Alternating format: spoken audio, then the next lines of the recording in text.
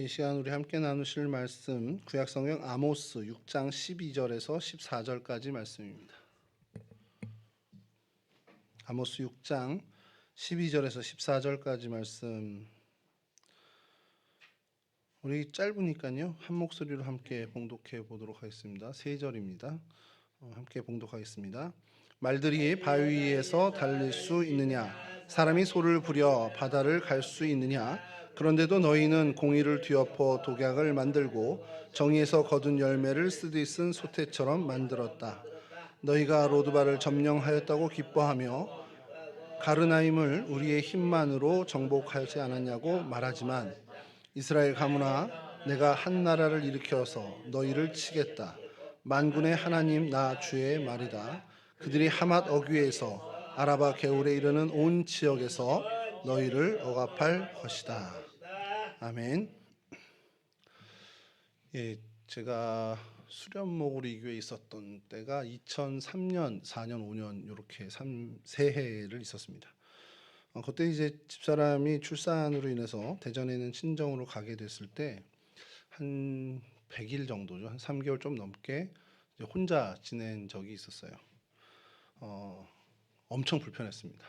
뭐 밥해 먹는 것부터 빨래 그리고 뭐 청소 이런 거 다 저 혼자 하니까 예전에 대학 다닐 때 기숙사에도 있어 봤고 또 자취도 저 친구 집에서 한 경험도 있어서 뭐 별로 문제 안 되겠지라고 생각하고서는 했었는데 사실 이게 말처럼 쉽지 않더라고요. 그러니까 학생 때하고 또 이렇게 일을 할 때하고는 좀 차이가 나더라는 거죠. 그러면서 그때 제가 깨달은 것이 이게 힘드니까 마누라 생각이 나고 어려우니까 자꾸 더 기도하게 되고 이렇게 되는 저를 보면서 그래, 이렇게 불편해지고 어렵고 힘들어지는 게 정이 우리한테 나쁜 일만은 아니겠구나라는 생각을 하게 됐습니다. 그러니까 사실 뭐 군대도 다녀와 보고 해서 뭐 산전수전 다 겪었다고 스스로 생각을 했었는데 또 그때 되니까 잊어버리고 다시 어려움을 만나니까 또 그 생각을 하게 되는 거예요. 그러니까 이런 일들을 처음 겪은 게 아니잖아요. 어려움을 겪어본 게 그전에도 겪어봤고 또 그 이후에 지금까지 한 17, 8년이 지났는데 그러면서 그 순간순간 어려운 상황을 맞닥뜨린 적이 있단 말이에요. 근데 그때마다 그래, 고난이 나한테 유익이 되는구나 이걸 깨닫게 되는데 또 그 고난이 지나고 나면 또 금방 잊어버리게 됩니다. 그래서 제가 그런 나 왜 이렇게 내가 좀 머리가 나쁜가? 아니면 영적으로 좀 둔한가? 이런 생각으로 스스로 자책을 하는데 저만 그런 게 아니더라고요. 이제 주변에 보면 대부분의 많은 신앙인들이 정말 그 어려웠을 때 하나님께 더 가까이 갔다가 그 어려움이 어떻게 보면 해결이 되거나 지나가게 되면 다시 그때 이제 이전에 평안했을 때의 모습으로 돌아가는 걸 좀 보게 됩니다. 여러분, 우리가 특히 이제 청년기 때 여러분들이 어려운 일을 맞닥뜨릴 때 갑자기 기도가 깊어지는 아주 급변하는 모습을 제가 가끔 보게 돼요. 그러니까 수련목으로 있던 때 저희가 새벽 기도를 저쪽 본당에 지금 성가대 연습하는 소위배실에서 새벽 기도를 하는데 늘 오시는 분이 오셔요. 새벽 기도 때는 지금도 마찬가지지만 항상 오시는 분이 오시는데 어느 날 갑자기 청년 하나가 나타났습니다. 한편으로 마음이 너무 좋은 거예요. 우리 저 청년이 임원도 아닌데 새벽에 와서 기도를 해. 근데 그때 너무 즐거운 마음으로 밥이나 한번 같이 먹자. 같이 오늘 새벽 예배 끝나고 밥이나 먹자 하고서 안암 로타리에 24시간 하는 무진장이라는 데 지금 없어졌는데 그 해장국집이 있었습니다. 그때는 24시간이 흔치 않아서 아침 식사를 하는 데는 거기를 가야 되는 거예요. 가서 밥을 먹는데 이 친구가 얼굴 표정이 안 좋아지면서 이제 고민을 얘기하기 시작합니다. 그때 제가 마음이 좀 쎄하더라고요. 여자친구랑 헤어졌구나. 그래서 헤어졌다기보다 좀 안 좋아진 거죠. 상황이 안 좋아져서 그것 때문에 이제 새벽에 와서 이제 밤새 고민하다가 교회 와서 이제 기도를 하면서 마음의 평안을 찾으려고 온 겁니다. 그래서 이 친구가 그렇지 그 무정 어려운 문제가 있고 고민이 되고 도대체 어떻게 할지를 몰라서 하나님께 기도하러 왔구나. 한편으로는 참 기특한데 한편으로는 아쉬운 거죠. 좀 안타까운 일이 없었으면 좋겠는데. 그리고 난 다음에 한참 만에 또 그 친구가 나타난 겁니다. 그러니까 제 마음에 반가움보다는 무슨 생각이 들냐면 쟤 또 무슨 큰일이 생겼나? 이런 생각이 먼저 드는 거예요. 그러면서 우리 청년들, 그때 당시에 청년 그리고 오늘날도 마찬가지지만 얘네들 무슨 일이 생기면 이렇게 오고, 그러니까 왜 안 좋은 일이니까 저는 마음이 이제 덜컥 내려앉고. 근데 또 막상 들어보면 이제 얘기는 세상 끝난 것처럼 얘기하지만 진짜 별거 아닌 일이거든요. 제 입장에서 볼 땐. 여자친구랑 헤어지면 좋은 거 아닙니까? 제가 남자친구랑 헤어진 마음이 어떨 것 같아요? 슬플 것 같죠. 근데 다 이겨내요, 사람은. 그리고 좋은 기회입니다. 더 좋은 남자 만날 수 있어요. 이제 앞으로 더 그보다 더 나은 남자를 만날 수 있는 길이 열린 겁니다. 뭐 환호까지는 아니지만 그래도 그게 세상 죽을 일은 아닌데 그 순간에 그 일을 맞닥뜨렸을 때는 막 세상 다 무너지는 일이거든요. 근데 여러분 그때에 그리스도인들의 독특함이 나타납니다. 세상 사람과는 구별되는 독특함이 그 고난 가운데서 우리는 드러나게 돼 있어요. 세상 사람들은 그러한 일들이 벌어지면 그 고난 속에서 어려운 일에서 그리고 그 낭패 같은 일에서 고민하고 푹푹거리고 정말 그 안에서 해결책을 찾아 바둥바둥 거리는데 크리스찬의 독특함은 그 상황에 하늘을 바라보고 하나님께 기도합니다. 그게 크리스찬이 가는 굉장히 독특함이에요. 어느 목사님이 그 한 선교사님의 이야기를 하시는데 제가 그게 마음이 정말 지금까지도 남아있어요. 몇십 년 전에 들은 얘기인데도 그 선교사님이 이제 아프리카에 선교를 하시다가 한국에 잠깐 들어오셨어요. 국내 일이 있어서. 그래서 다시 이제 출국을 하기 위해서 공항에 갔는데 어 보딩 수속하려고 그러다 보니까 여권이 없어진 거야. 그래서 놓고 왔나 하고서 집에 전화 막 이렇게 했는데 거쳐 들렸던 교회부터 다 전했는데 없는 거예요. 그러니까 딱 보니까 지갑도 없어진 거야. 그러니까 그때만 해도 이제 우리나라가 그런 시절이 좀 있었으니까 통째로 누군가가 이제 훔쳐간 겁니다. 여러분들이 만약에 그런 상황이 되면 어떨까요? 저도 그 얘기 들었을 때, 야, 이거 난감하네. 뭐 온갖 생각을 다 하면서 뭐막 마음이 일단 분주해질 것 같아요. 여러 절차들을 밟아야 되는데 마음이 막 급해질 것 같아요. 그리고 뭐 사실 불만도 터져 나오고, 아, 왜 이런 일이 나한테 벌어지고서 막 짜증도 날 거고, 심지어 그 짜증이 증폭되다 보면 그분을 향해서도 원망의 소리를 낼 수도 있는 상황이 갈 수도 있는, 사실 되게 심각한 상황인 거거든요. 근데 저는 이제 저는 그렇게 될 것 같은데 그 목사님이 그 선교사님 때문에 마음이 졸였는데 그 선교사님은 오히려 아이 목사님 염려 마세요 그러더라는 거예요. 그래서 무슨 소리라나 이렇게 들어봤더니 오늘 저한테 너무 좋은 기회가 왔습니다. 하나님이 이제 어떻게 일하실지 제가 볼 수 있을 것 같아요. 이런 상황에서 하나님이 어떻게 은혜를 주고 어떻게 우리를 운영하실지 또 이 일을 통해서 하나님이 뭔가 다른 우리가 생각하지 못했던 놀라운 일을 일으키실 것 같아서 저는 너무 기대됩니다. 이러시더라는 거예요. 근데 그 목사님도 좀 당황을 하신 거죠. 근데 그 목사님이 그 얘기를 계속 곱씹으면서 야, 이분의 믿음 참 부럽다. 그래서 이제 어떻게 잘 해결이 돼서 이제 출국을 잘 하시게 됐어요. 그래서 돌아오셔서는 그분이 이제 마음이 계속 그게 남으니까 그런 마음을 차던 차에 교회에서 이제 일을 보려고 나가시는데 당신 차 앞에 어느 차가 주차를 했더라는 거예요. 그래서 그 차를 이제 빼달라고 전화를 하고 갔더니 전화번호가 없는 거예요. 어떻게 하겠습니까? 저 같으면 해코지를 하죠. 이것 봐라 어떻게 이렇게 주차를 해? 이런 매너 없어. 뭐 예를 들면서 돌아다니면서 소리 지르면서 3677 그러면서 돌아다니겠죠. 저 같은 경우는. 근데 그 목사님이 딱 그때 화가 나는데 갑자기 그 성교사님이 생각이 나더래요. 야, 그럼 하나님이 뭔가 이 일을 통해서 잠깐 가지 말라 하시니까 멈춰봐야 되겠구나. 그러면서 그 찬양이 떠오르더라는 거예요. 주님 말씀하시면 내가 나아가리다. 주님 말씀하시면 내가 멈춰서리다. 아, 하나님이 나로 지금 차를 못 빼는 상황을 만들어 놨으니 내가 지금 거기 가야 하는 걸 내가 좀 늦춰야 되겠구나. 그래서 그냥 차 안에 앉아서 그냥 책을 보시고서는 전화해서 나 좀 늦어질 것 같다고 상황을 설명을 했다는 거예요. 그러면서 그때 이제 주섬주섬 주워서 읽은 책이 그 주에 본문을 정해놨던 것을 지우고 새롭게 말씀을 전해야 되는 너무 좋은 설교의 모티브를 찾으셨다는 거예요. 이제 그 얘기를 저한테 이제 하시는데 한편으로는 저는 그 마음이 좋기도 하고 불편하기도 한 게, 야, 저분들 신앙 너무 좋다. 그 선교사님도 대단하고 또 그 이야기를 듣고 그 상황을 보고선 이렇게 바뀐 목사님도 대단하다. 그러면서 한편으로는 그 생각이 드는데 또 한편으로는 드는 생각이 참 이 두 분 다 대책이 없구나. 저렇게 사시면 어떡해? 이런 생각도 드는 거예요.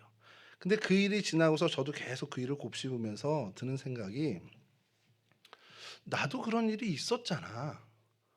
분명히 내가 맞닥뜨린 이 어려움과 힘든 일을 하나님이 정말 좋은 일로 바꿔주신 기억이 그런 사건들이 제 인생에도 있었던 거예요. 근데 나는 그걸 까먹은 거야.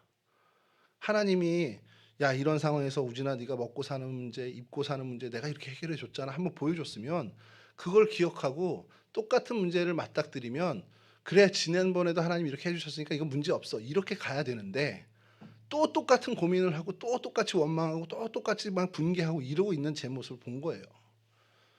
그래서 제가 '야 난 왜 이렇게 미련하지? 왜 자꾸 잊어버리지?' 사실 그 선교사님이나 목사님의 그런 어떤 갑자기 막히는 길 그랬을 때 하나님을 바라보면서 '하나님 어떻게 하시겠죠?' 기대하는 그런 마음들을 갖는 거 제가 그때 당시에 그 얘기를 듣고 그 목사님 얘기를 듣고는 제 기억을 더듬어 봤습니다. 제가 대학원을 졸업하고 4개월 동안 흔히 얘기하는 백수로 지낸 적이 있어요. 이제 정말 한량으로 지냈죠. 그냥 아무 일도 안 하고 알바도 안 하고 그냥 집사람이 벌어다 주는 걸로 요즘처럼 등골 브레이커로 산 적이 있습니다. 또 수련목 시절에도 뭐 요즘 같은 뭐 어떤 그런 상황이 아니어서 최소도 아니에요. 최소도 아닌 사례를 받으면서 일을 하는 그런 제도가 있었어요. 막 생긴 지 얼마 안 된 제도이기 때문에. 그 외일 뿐만 아니라 교회를 개척하게 된 상황이 있어서 개척하고 3년 동안 있는데 성도들이 뭐 친척들 몇 분이고 사실 그걸로는 교회 운영도 빠듯하게 되는데 제가 뭔가 사례나 이런 걸 받을 수도 없는 상황이었고 그렇다고 일을 하러 나갔는데 그게 뭔가 그 생활을 할 정도로 벌이가 되지도 않고 뭐 여담입니다만 택시가 괜찮다고 그래서 그때 잠실에 있는 교통회관 가서 택시기사 자격증을 따고서 택시를 했는데 밤새 이렇게 야간근무를 하면 돈이 좀 돼요. 근데 주간은 산악금 딱 내면 끝나요. 그러니까 '이건 내가 괜히 일했네.' 이런 생각이 들 정도로 낮에는 전혀 벌이가 안 되고 대신 이제 밤에 그 배차게 이사님한테 가서 "저 야간 좀 몇 개 넣어 주세요." 그래서 이렇게 해서 해야 음료수도 사 가고 그래야지 막 그렇게 며칠 나가면 쪼끔 벌이가 되는 그런 상황이니 뭐 새벽 기도를 해야 되는 상황에서 그건 안 되고 그러니까 이게 지지부진해서 뭐 6-7 개월을 해도 이게 뭐 제대로 생활할 수 있는 벌이가 안 되더라는 거죠. 그래서 그 상황만 놓고 보면 딱 굶기 좋고 굶어 죽어야 되는 게 딱 맞는데 그때마다 희한하게 이제 어떻게 도움의 손길들이 오는 겁니다. 뭐 "하나님 이렇게 도와주세요." 기도한 적도 없음에도 불구하고 그렇게 계속해서 끊이지 않고 이어지는 도움의 손길을 경험했단 말이에요. 3 년을 그렇게 경험을 했으면 하나님 입장에서 '야 내가 이렇게 3 년을 얘를 책임져 줬으면 얘는 적어도 이 문제만큼은 고민하지 않겠지.' 이런 생각을 하실 텐데 저도 그래야 되죠 사실은. 근데 지금까지 제가 다시 되돌아보면 여전히 그런 문제들에 대해서 맞닥뜨리게 되면 똑같은 고민을 하더라는 겁니다. 물론 이제 전체적으로 보면 쪼끔은 줄었겠죠. 저도 사람인데 쪼끔은 줄었겠지. 근데 근본적으로 그 일에 대해서 안심하고 하나님께 딱 맡기는 아까 그런 선교사님과 같은 그런 믿음이 저한테 없더라는 겁니다. 근데 이렇게 됐을 때 하나님의 은혜를 잊지 않고 하나님의 은혜를 기억할 수 있는 그 일이 우리한테 필요하고 이런 어려움을 맞닥뜨렸을 때 우리가 주님 앞에 무릎 꿇고 기도하는 이것은 이런 어리석음의 모양이 있다 하더라도 우리에겐 굉장히 중요한 그리스도인이 갖는 독특함이라는 겁니다. 아까도 말씀드린 것처럼 세상 사람들은 그렇지 않거든요. 포기를 하거나 다른 불법이나 편법적인 일을 벌려서라도 그 일을 극복하려고 애를 쓰지 하나님 나 좀 도와주세요. 하나님께 맡깁니다. 이런 것을 찾아보지는 못한다는 거죠. 근데 우리 그리스도인들은 그런 절망적인 상황에서 절대자인 하나님께 이 일을 맡길 수 있는 독특함을 갖고 있습니다. 그렇게 맡겼을 때 하나님이 책임져 주시는 은혜를 우리에게 베풀어 주시죠. 저만 그런 경험이 있는 게 아니에요. 사실 여러분들도 다시 한번 기억해내면 뭐 저 20년 정도밖에 안 살았는데요 해도 그 여러분들의 지난 과거에 그런 일들 분명히 하나님이 베풀어 주신 게 있습니다. 그거를 우리가 잊고 지내는 것뿐이지 하나님은 늘 여러분들 가운데 그러한 놀라운 은혜로 항상 인도해 주셨다는 거예요. 자, 이런 어려움 속에서 정말 우리가 그 기도하는 가운데 어려움을 맞닥뜨렸을 때 기도하면서 하나님이 주는 평안과 안식과 또 화평과 풍요와 만족을 누리는 그런 은혜를 우리가 누릴 때 사실 그렇게 되면 이 어려움이 우리한테는 아주 우리가 망가지는 일이 아닌 어떻게 보면 좀 과하게 얘기해선 우리한테도 참 도움이 되고 유익이 되는 일이 될 수 있다라는 것을 우리가 믿음으로 고백해야 한다는 겁니다. 사실 이게 하나님의 은혜의 비밀이라는 거죠. 어려움 속에서 하나님을 맞닥뜨리고 그래서 그 어려움 때문에 오히려 하나님과 더 가까워지고 하나님의 역사를 경험하게 되는 놀라운 은혜를 입는다는 건 굉장히 은혜의 신비고 은혜의 역설일 수 있다는 겁니다. 자, 이런 일들을 이스라엘 백성들도 경험했죠. 뭐 출애굽이 대표적인 얘기고, 또 여러 이방 민족들에게 괴롭힘을 당할 때 뭐 사사 시대도 마찬가지로 하나님께 부르짖으면 하나님이 그때그때 정말 이스라엘 백성들을 품어주시고 인도해 주셨단 말이에요. 근데 이스라엘 백성들도 자꾸 그것을 잊어버리게 되는 겁니다. 그리고서 다시 또 어려움을 맞닥뜨리면 똑같은 일을 반복하고, 어려움이 지나가면 예전으로 다시 돌아가고. 자, 하나님의 입장에서는 참 얘네들은 이게 그냥 이쯤이면 이제 손절해야 되는 거 아니야, 이런 생각하실 텐데, 그래도 하나님은 끝까지 붙잡으시죠. 오늘 아모스는 그 얘기를 하는 겁니다. 여로보암 2세 때, 북이스라엘 여로보암 2세 때 갑자기 때 아닌 부강이 일어난 거예요. 너무 갑자기 이 이스라엘이 부강해진 겁니다. 교역 문화, 그리고 또 어떤 상대적인 어떤 문화, 이런 중개 무역을 하면서 예상치도 못했던, 정말 뜻하지도 않았던 부유함이 갑자기 북이스라엘에게 찾아온 거예요. 자, 그러면 우리가 지난날 그 어려움을 하나님께 고백하고 하나님 우리를 이끌어 주셔서 이 풍요를 누리게 하셨어. 그러면 하나님께 감사하고, 하나님 우리가 뭘 더 해야 될까요? 이렇게 하나님에 대해서 먼저 생각을 해야 되는 게 상식인데, 아까 말씀드린 것처럼 우리의 어리석음처럼 이스라엘 백성도 그 부요함과 평안이 찾아오니까 하나님을 싹 잊어버렸습니다. 근데 문제는 여기서 저희와는 좀 다른 문제가 생긴 거예요. 저희는 그냥 옛날로 돌아가서 하나님 잊어버리는 걸로 끝나는데, 이 사람들이 착각을 하기 시작하는 겁니다. 이거 우리가 했잖아. 이 정도 우리가 이렇게 열심히 해서, 우리가 부지런해서 이게 된 거야. 우리가 아이디어를 내서 이런 부강함이 우리한테 찾아온 거야. 그러면서 스스로들을 막 높이기 시작하는 겁니다. 착각을 하는 겁니다. 하나님이 이런 때 아닌 부강함을 주셨는데 그게 하나님으로부터 온 거라고 생각을 안 하고, 이건 상황이 우리에게 너무 도움을 줘서, 이건 우리가 좀 더 이런 선택을 잘했기 때문에, 이거 우리 힘으로 얻은 거야. 그래서 오늘 말씀 제목처럼 우리의 힘만으로 얻었다고 착각들을 하기 시작한 겁니다. 근데 이게 굉장히 무서운 거예요.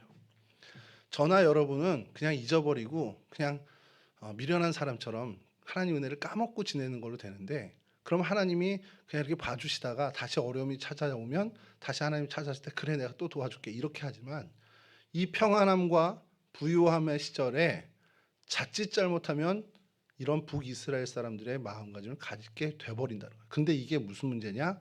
이게 크게 망할 일이 된다는 겁니다.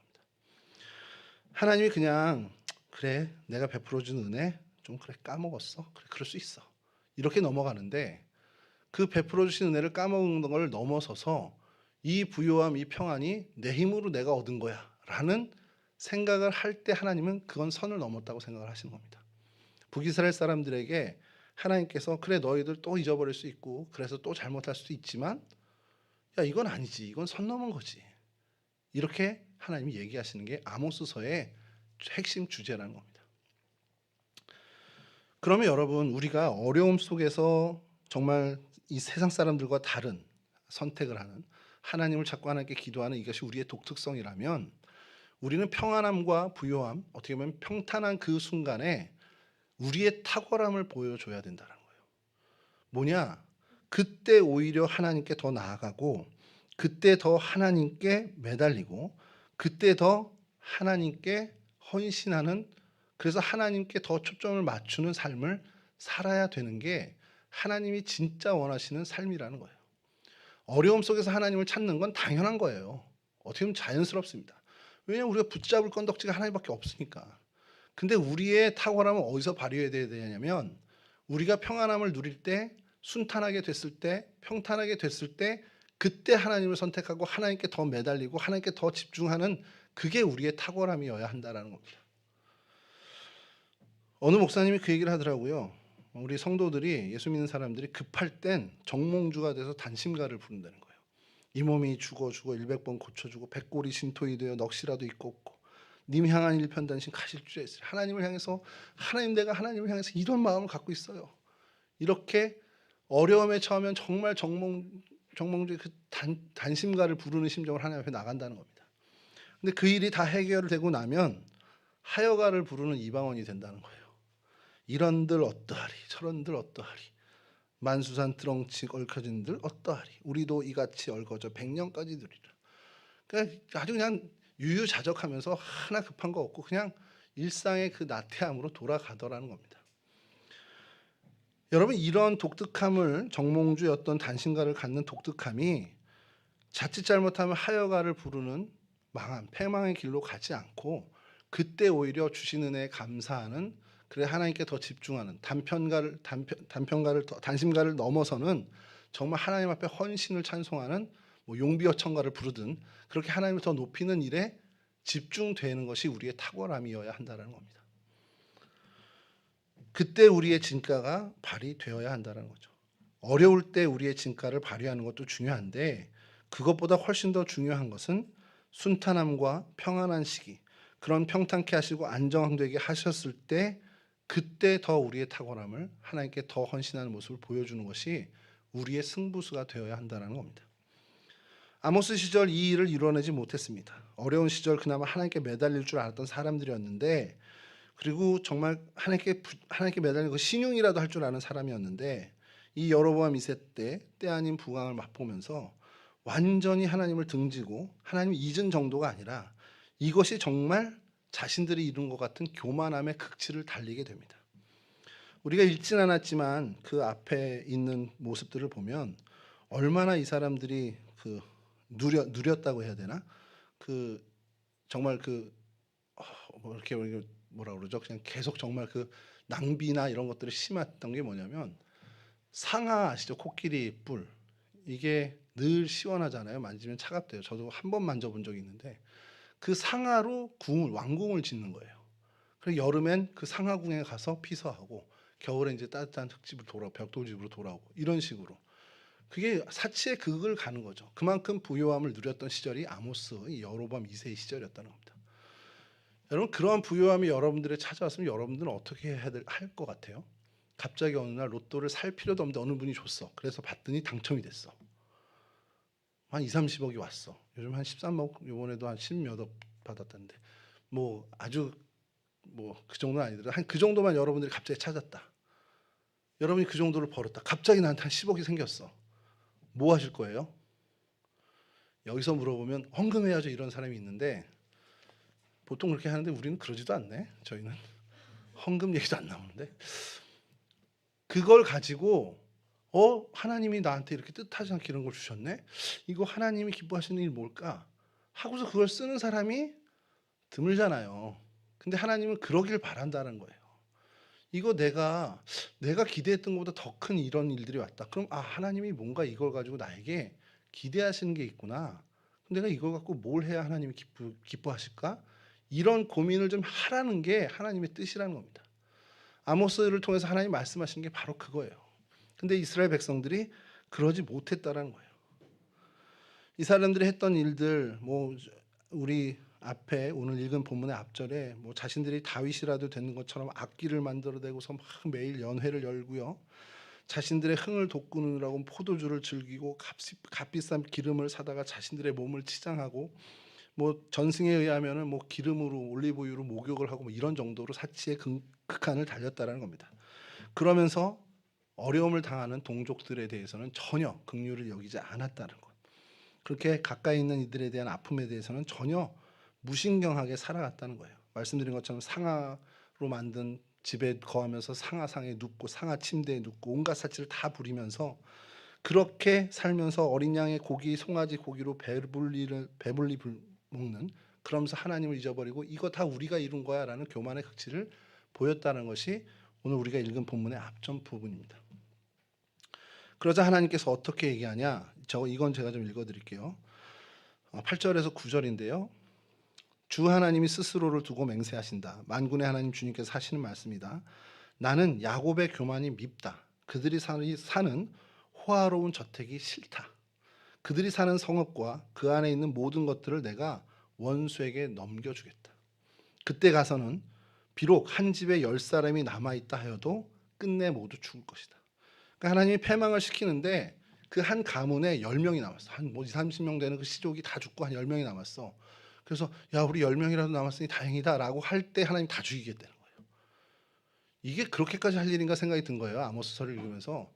아니, 좀 부유해져서 하나님 잊어버리고 좀 자기에게 선물도 주고 좀 누리는 건데 '이렇게까지 하나님이 반응하셔야 되나?'라는 생각으로 아모스서를 읽은 기억이 있습니다. '이렇게까지 하는 건 하나님 좀 오버 아니에요?' 이런 생각이 드는데 그 결정적인 이유가 뭐냐면 하나님이 "이거 잊어버리는 건 좋아. 근데 니들 힘이라고 착각은 하지 말아야지. 이게 네가 한 거야? 그건 아니잖아." 하나님이 그거에 대해서는 굉장히 민감하게 반응을 하신다는 거예요. 방금 읽어 드린 8절 9절 이후에 10 절에서는 이렇게 얘기합니다.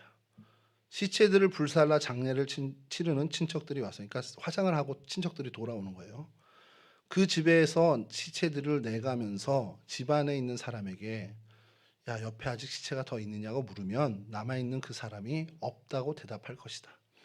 그러면 그 친척이 조용히 하라고 하면서 주님의 이름을 함부로 불러서는 안 된다고 말할 것이다."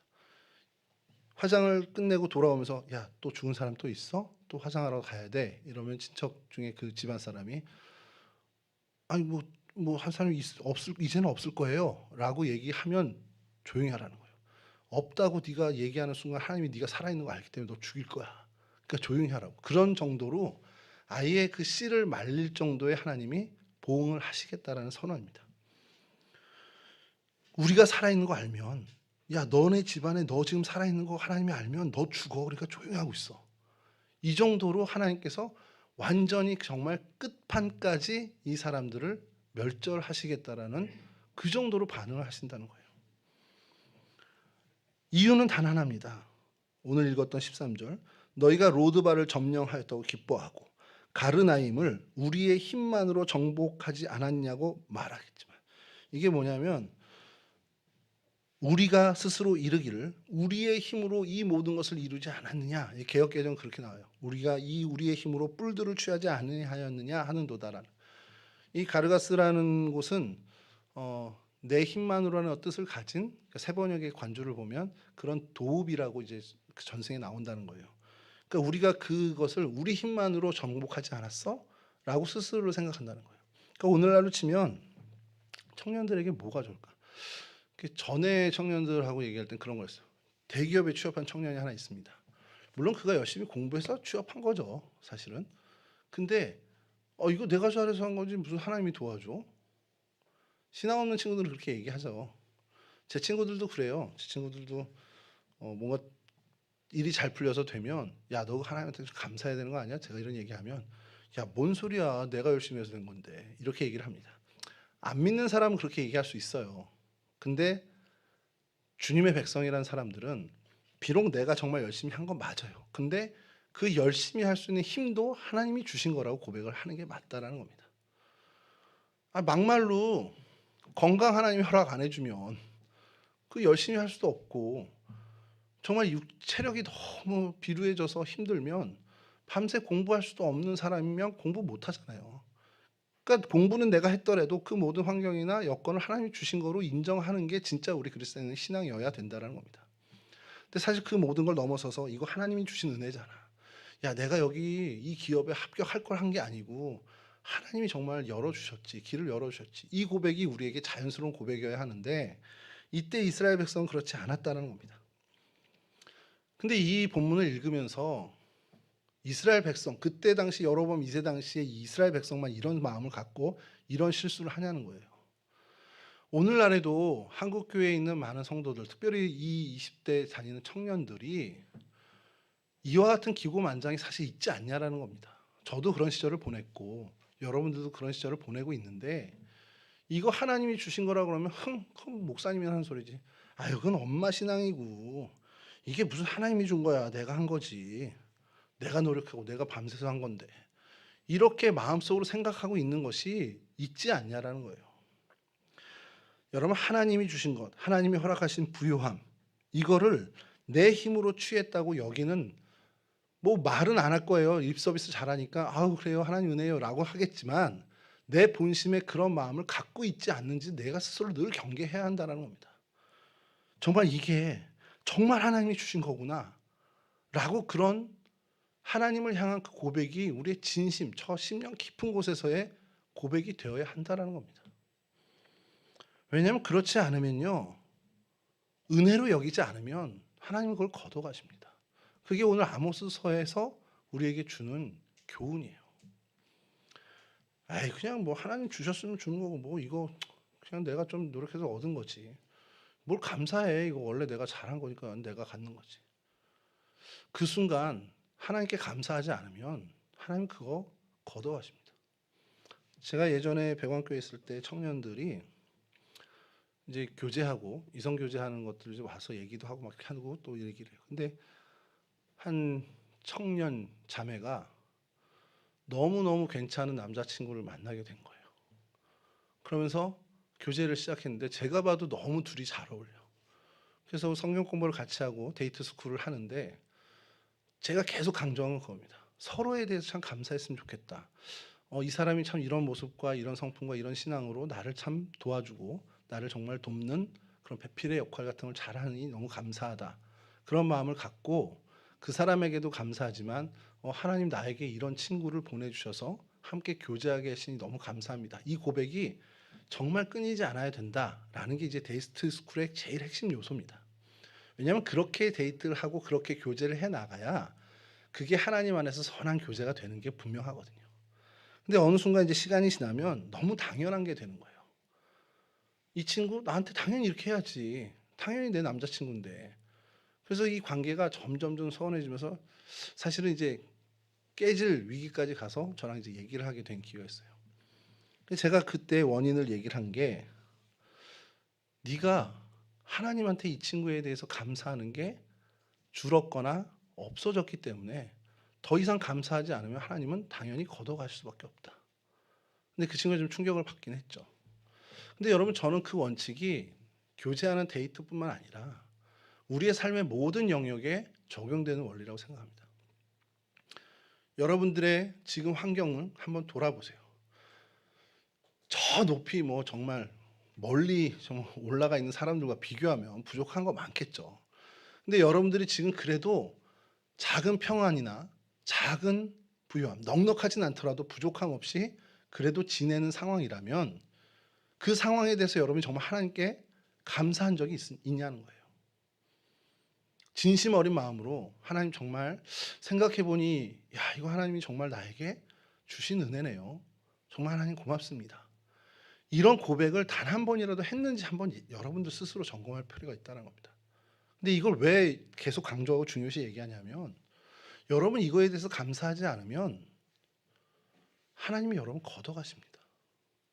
이거 굉장히 우리가 경계하고 두려운 마음으로 가져가야 될 얘기예요. 나한테 이런 부모님, 좋은 부모님 주셔서 하나님 너무 감사하네요. 하나님 나한테 이런 좋은 동생, 나한테 이렇게 좋은 언니 주셔서 하나님 생각해 보니 참 너무 고맙네요. 그런 고백이 일절 없이 왜 우리 집은 이래? 저놈은 왜 내 동생으로 태어나서 저래?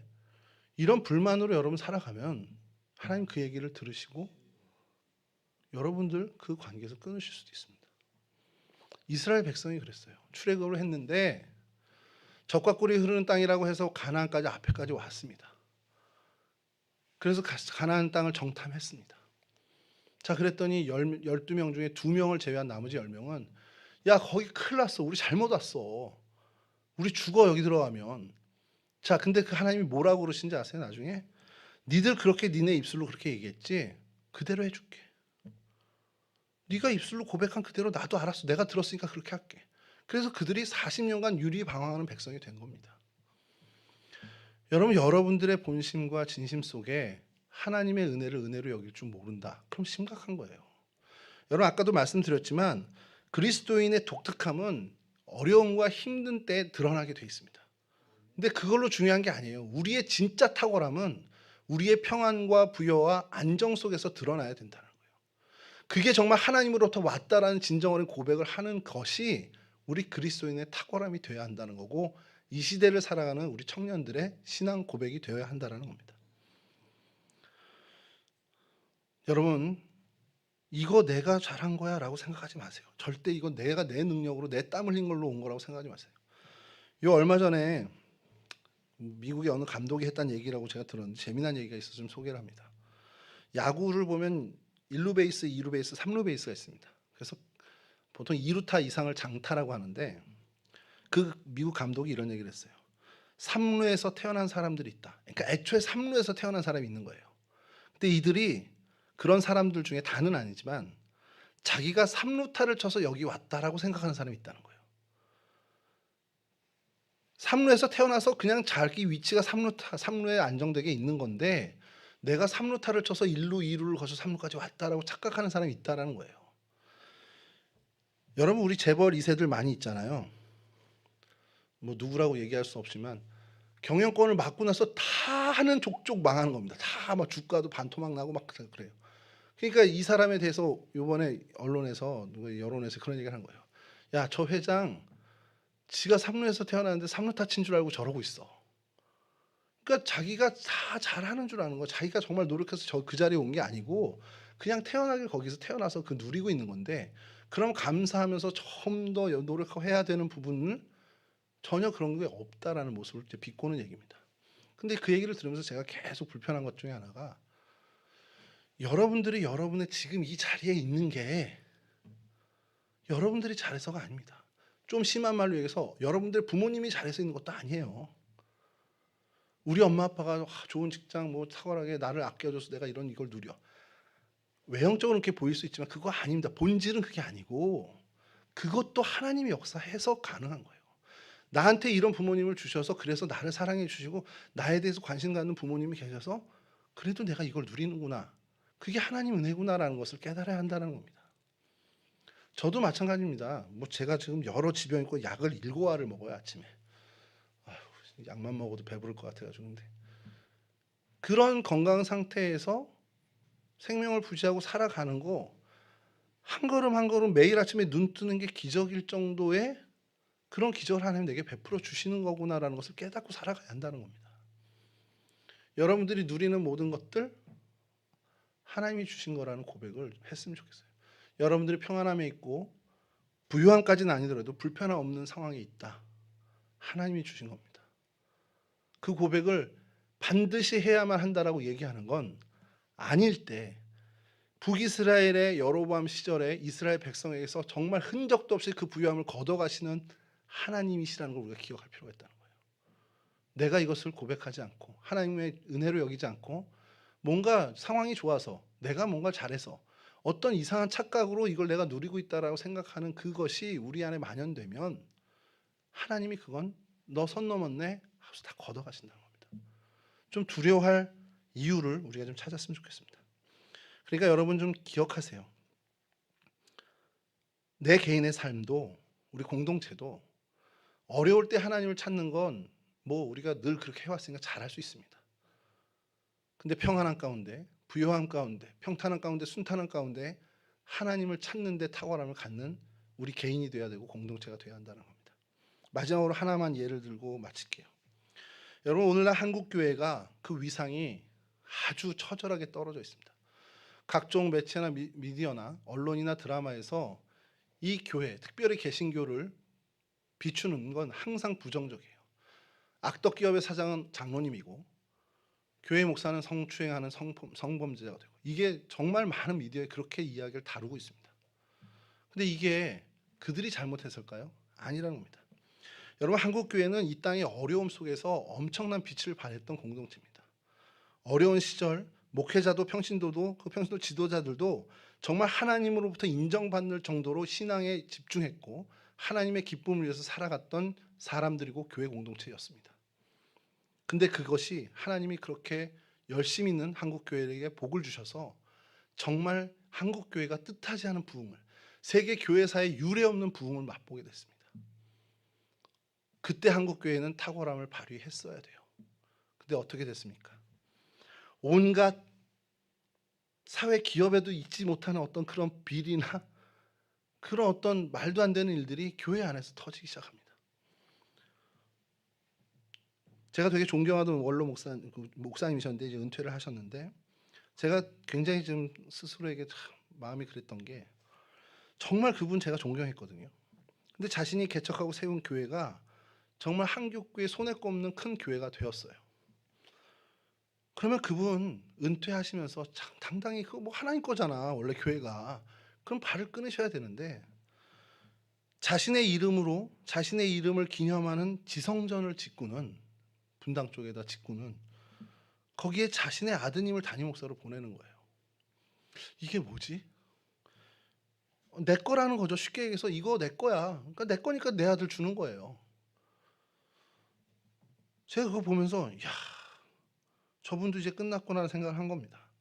근데 그분만의 문제가 아니에요. 한국 교회가 그 어려운 시기에는 정말 신앙의 탁월함을 보였던 공동체였는데, 그런 목회자들이었고 그런 신앙의 지도자였고 그런 평신도들이었는데, 뜻하지 않은 부흥을 맞이하고 정말 부욕해 되니까 아주 급속도로 타락을 해버리더라는 겁니다. 여러분, 가만히 우리가 생각해야 될 것이요, 인류의 최초의 악행, 범죄, 그리고 가장 심각한 죄가 뭡니까? 인류 역사에 가장 심각한 죄는 원죄입니다. 그죠? 그게 지금까지 영향을 주고 있는 거예요. 그게 우리를 계속 얽매고 있는 겁니다. 생각해 보세요. 그 원죄가 어디서 발생했습니까? 죄악이 만연했던 소돔과 고모라가 아니었어요. 하나님의 은혜가 가장 넘치고 하나님이 준 가장 평안함과 부요함이 넘치는 에덴 동산에서 벌어졌다는 사실을 우리 기억해야 됩니다. 여러분, 혹시 여러분들이 어려움을 맞닥뜨리고 고민할 일이 생기고 기도할 문제가 생겼다, 감사하시기 바랍니다. 기도의 자리로 하나님이 초청하시는 그 일이면 여러분 순종하고 기도하고 하나님께 매달리면 그렇게 해야 되는 게 맞죠. 그러나 더 중요한 것은 여러분 평안한 가운데 있거나 즐거움의 시기, 기쁨의 시기에 있을 때 정말 생명 걸고 하나님 놓치지 않아야 됩니다. 그때가 더 중요하고 그때 우리의 신앙이 거기서 승부가 납니다. 그렇다고 제가 여러분들 뭐 어려워지게 해주세요, 하나님 저들 막 곤란해져서 하나님들 찾게 해주세요, 이런 기도 안 합니다. 늘 여러분들 가운데 평안함이 있게 하고 또 하나님 정말 부요함을 주시고 그 앞길에 시온의 도로가 열리게 해주시고 늘 기도해요. 여러분들 위해 하나하나 기도할 때는 늘 기도합니다. 근데 그때 하나님을 더 찾는 탁월함을 갖는, 그런 신앙의 탁월함을 갖는 우리 청년들이 됐으면 좋겠습니다. 여러분, 이 사실을 잊지 말고 늘 여러분들의 평안 속에, 여러분들의 순탄함 속에, 여러분들의 그 안녕 속에서 하나님을 기억하는 진짜 믿음의 백성들이 되실 수 있기를 주님의 이름으로 간절히 축원합니다. 오늘은 그냥 기도하고 마치겠습니다.